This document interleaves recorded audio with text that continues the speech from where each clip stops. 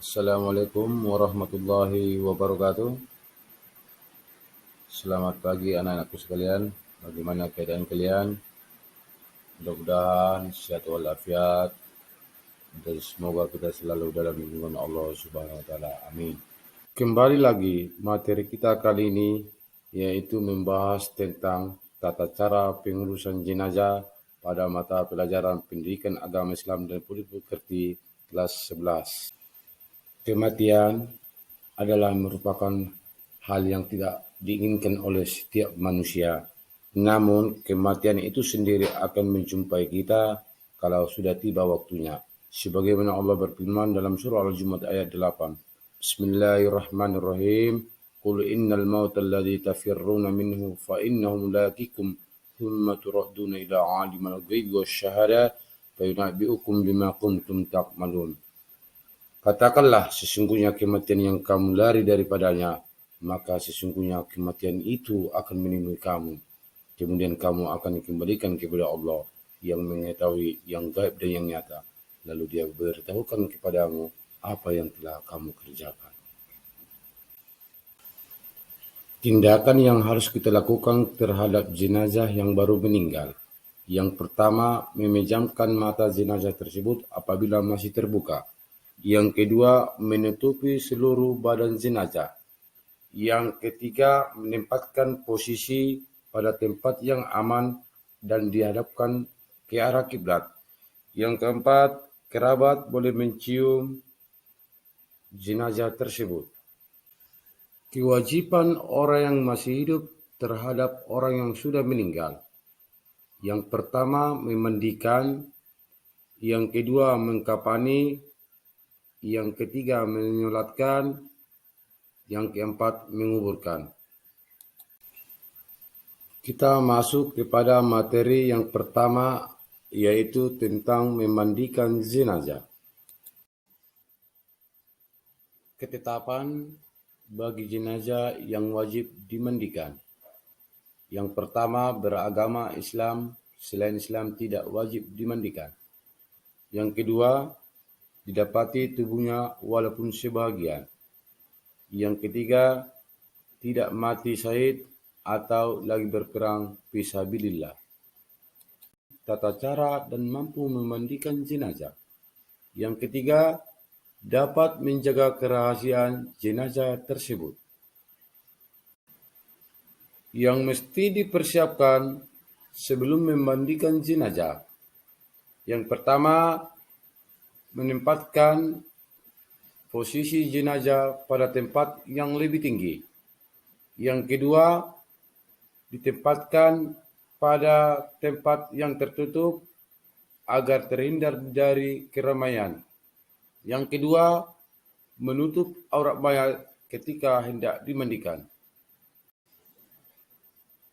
Yang keempat, mengurut perut mayit dengan pelan agar bisa menghilangkan kotoran dan najis yang terdapat dalam tubuh jenazah. Yang kelima, mengudukan jenazah dan disunahkan dibasuh 3 atau 5 kali yang bercampur dengan wangi-wangian atau kapur barus. Niat memandikan jenazah laki-laki. Nawaitul ghusla lihazal mati lillahi ta'ala. Sengaja aku memandikan jenazah laki-laki ini karena Allah Ta'ala.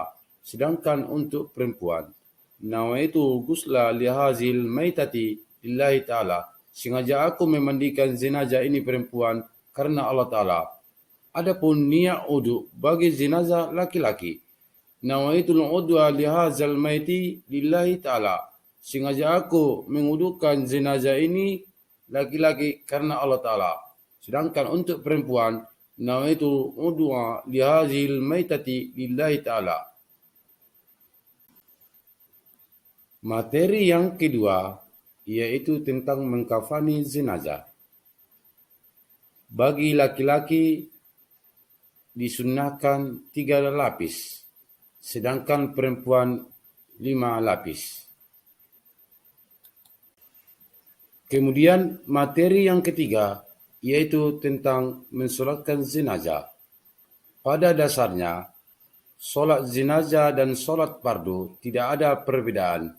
Namun, perbedaannya adalah solat jenazah tidak mempunyai rukuk, hanya mempunyai 4 takbir. Dan adapun posisi imam, apabila mainnya laki-laki, maka imamnya searah dengan kepala mayit. Sedangkan untuk jenazah perempuan, posisi imam berada di tengah-tengah badan mayit.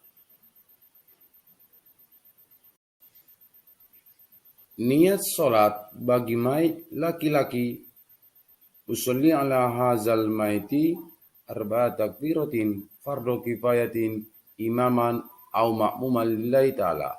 Sengaja aku membayangkan atas ini mayit laki-laki 4 takbir fardu kifayah menjadi imam atau makmum karena Allah Ta'ala. Sedangkan untuk perempuan, usolli ala hazihil maitati arba'a takbiratin fardu kifayatin imaman au makmuman lillahi ta'ala. Sedangkan lapas untuk mayit anak-anak laki-laki, usolli ala hazihil maitati tibli arba'a takbiratin fardu kifayatin imaman au makmuman lillahi ta'ala. Sengaja aku membayangkan atas ini mayit anak laki-laki 4 takbir fardu kifayah menjadi imam atau makmum karena Allah Ta'ala. Sedangkan untuk anak mayit perempuan, musolli ala hazihil maitati tiblati arba takbiratin fardu kifayatin imaman au makmuman lillahi ta'ala. Sengaja aku membayangkan atas ini mayit perempuan 4 takbir fardu kifayah menjadi imam atau makmum karena Allah Ta'ala. Setelah itu membaca takbir pertama. Setelah membaca takbir pertama, membaca Al-Fatihah. Mari sama-sama kita membacanya. Bismillahirrahmanirrahim. Alhamdulillahi Rabbil Alamin. Ar-Rahmanirrahim. Maliki Yaumiddin.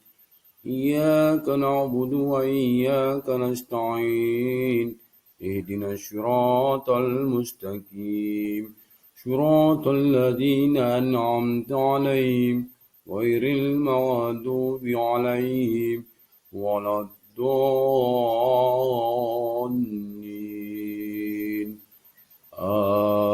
آمين.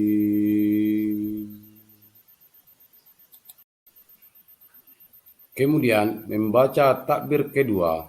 Setelah membaca takbir kedua, membaca solawat. Allahumma salli ala Sayyidina Muhammad. Dan sebaik-baiknya ialah Allahumma salli ala Muhammad wa ala ali Muhammad. Kama sallaita ala Ibrahim wa ala ali Ibrahim. وبارك على محمد وعلى آل محمد كما باركت على إبراهيم وعلى آل إبراهيم في العالمين إنك حميد مجيد. Kemudian membaca takbir ketiga.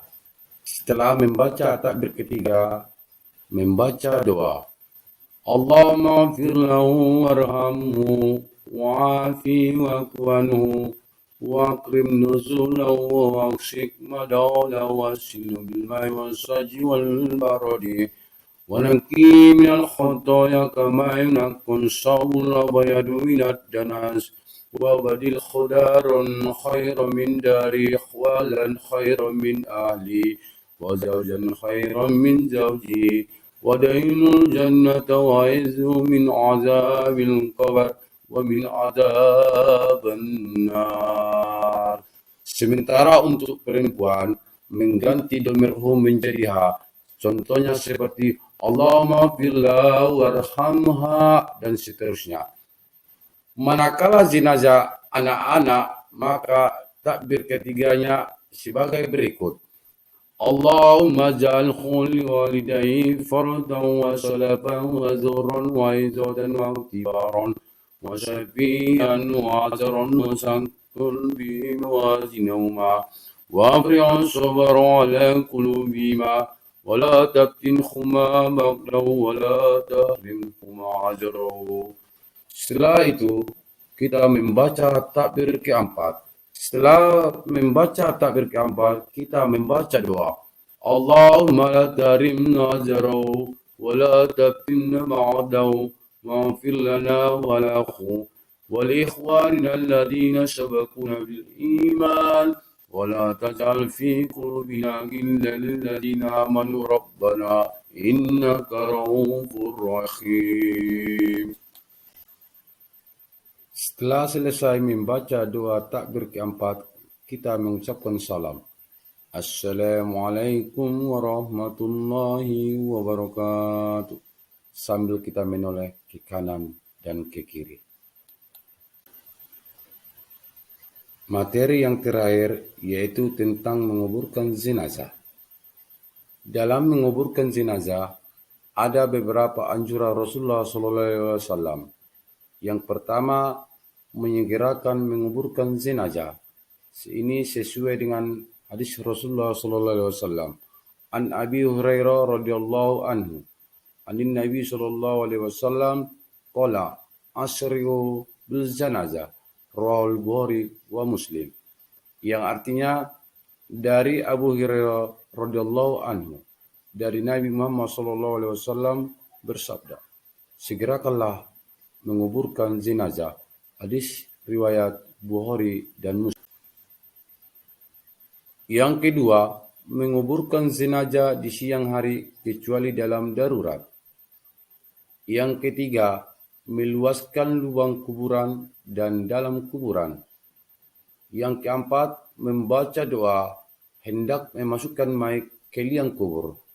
Bismillahi wa ala millati Rasulillahi sallallahu alaihi wasallam.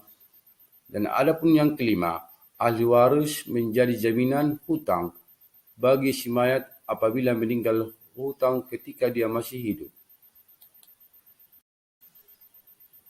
Dari materi yang sudah dijelaskan, bisa kita ambil beberapa hikmah perilaku mulia yang dapat kita aplikasikan terhadap keluarga yang ditinggalkan. Yang pertama, mendatangi rumah duka dengan bertakziah dan mendoakannya. Yang kedua, berpartisipasi dalam pengurusan jenazah. Yang ketiga, memberikan bantuan baik secara moral atau material.